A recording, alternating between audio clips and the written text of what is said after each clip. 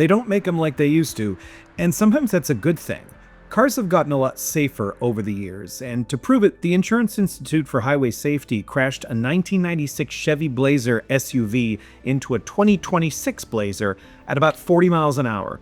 This dramatic demonstration simulates if one vehicle had crossed over the center line and hit the other, and the results are truly shocking. It is easy to look at old cars through rose-colored glasses, but the safety improvements are clear in this crash test.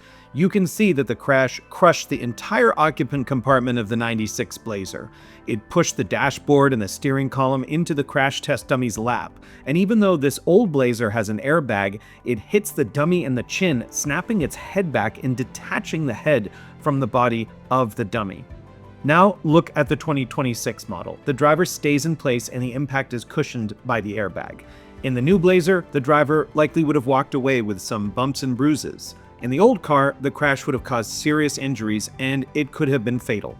These improvements are largely due to crash tests that have gotten tougher over time, which drive automakers to build cars that can get good scores in those tests.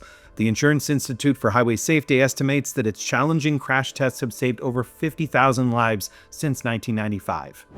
To learn more about car safety, go to cr.org/carsafety.